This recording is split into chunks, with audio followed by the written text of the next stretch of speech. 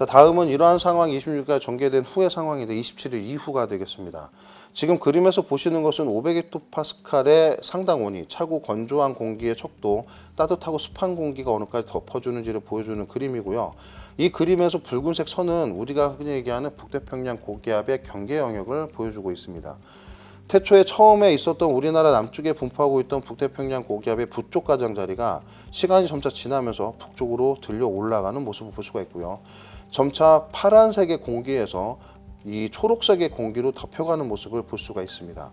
즉 북태평양 고기압이 조금 더 크게 우리나라 쪽으로 확장해 오는 것으로 수치 모델에서 예상을 하고 있고요.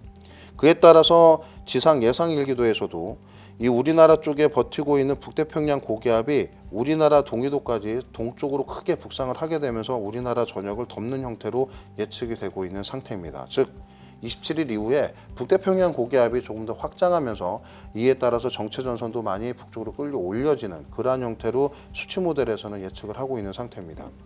특히나 대기 최상층부로 얘기할 수 있는 이 티벳 고기압도 그림에서 보시다시피 굉장히 좀 강하게 확장을 하고요. 일부 영역에 우리나라 쪽을 점유하는 그런 형태로 대기 상층부도 예측이 되고 있는 상태라고 지금 수치 모델은 얘기를 하고 있습니다. 결론을 말씀을 드리자면 MT가 점차 27일 이후에 북상할 가능성이 높고 저지 고압능이 약화되는 시기, 블로킹이 약화되는 시기와 맞물리면서 남쪽에서는 지금 이와 같이 열대 요란이 북상을 하면서 북태평양 고기압이 확장하는 것으로 예상을 하고 있는 상태입니다.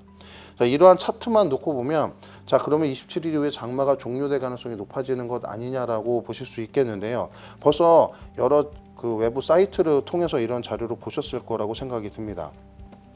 이러한 상태로 전개가 되면 장마가 종료될 가능성이 있다고 볼 수 있습니다. 하지만 이 요소들 중에 굉장히 불확실성이 높은 요소들이 있는데 바로 그 중에 대표적인 것이 이 바로 열대 요란입니다. 붉은색 동그라미를 쳐드린 이 지역인데 이 열대 요란이 아직 그러니까 발생도 하지 않은 상태고 이 모델에서 이 열대 요란을 예측을 할 때 이 불확실성이 다른 기상 요소들 중에서도 가장 손에 꼽힐 정도로 이 변동성이 큰 요소라는 것이 지금 현재로서 가장 걸림돌이라고 보시면 되겠습니다. 이 열대 요란이 조금 더 늦게 발달을 한다던가 아니면 이동 경로가 지금과 같은 추세보다 좀 더 남쪽을 향한다던가 하게 되면 이 북태평양 고기압이 북쪽으로 치우치는 데 많은 영향을 줄 수가 있습니다. 즉 북태평양 고기압이 지금 예측처럼 크게 북상하지 못할 가능성이 높다라는 것이죠. 그래서 지금 현재 이러한 차트만으로 장마가 종료된다라고 보기는 아직까지는 시기상조라고 판단이 됩니다. 즉 북태평양 고기압의 북상 정도에 대한 신뢰도가 낮기 때문이라고 보시면 되겠고요.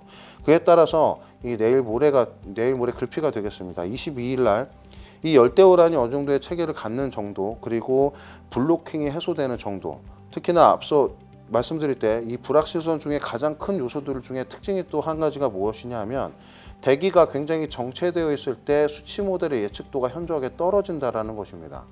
대기가 동서 흐름이 원활해지지 않기 때문에 일반적인 흐름과는 굉장히 벗어난 그런 형태를 보일 수가 있어서 이 시기에 블로킹이 얼마나 빨리 해소가 되는지도 관건이라고 보시면 되겠습니다. 때문에 이러한 내용들을 종합해서 22일 날 수시 브리핑에서 조금 더 구체적인 장마 종료에 대한 말씀을 드리도록 하겠습니다. 때문에 오늘 브리핑을 토대로 장마에 대한 종료는 조금 더 뒤로 미루어 두시고 이 22일 날 하는 수시 브리핑을 토대로 조금 더 명확한 내용을 조금 전달을 해주시면 감사드리겠습니다.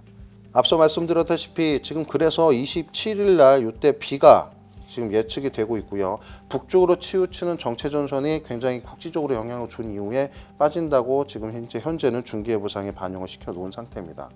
하지만 예를 들어 이 27일 날 이후에 확장이 되게 되면서 장마 종료가 27일 이후가 되냐 또는 정체전선이 우리나라에 영향을 못 준 채로 27일 날 이 비가 배제가 되고 북상을 그냥 하게 돼버리면 경우에 따라서는 24일 날 장마 종료를 할 수도 있는 굉장히 여러 가지 시나리오가 작성될 수 있는 기간이라는 것 점을 꼭 참고를 해주시고요.